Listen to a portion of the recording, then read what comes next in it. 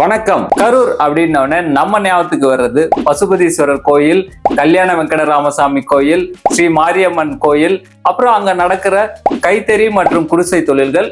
அதுக்கப்புறம் நம்ம முன்னாள் எம்பி திரு தம்பிதுரை அவர்களை தான். இந்த கரூருக்கு எப்படி கரூர் அப்படின்ற பேர் வந்துச்சுன்றத பார்ப்போம் வாங்க.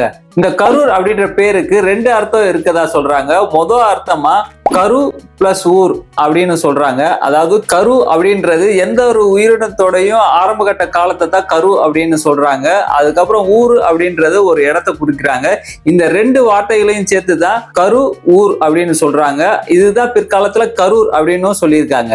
சங்க காலகட்டத்திலேயே கரூர் அப்படின்ற பேரை யூஸ் பண்ணி பல கவிஞர்கள் அவங்க பாட்டை எழுதியிருக்காங்க அப்படின்னு சொல்றாங்க. திரு விசைப்பா அப்படின்ற ஒரு தெய்வீக இசைப்பாடலை 9 பக்தர்கள் பாடுறாங்க.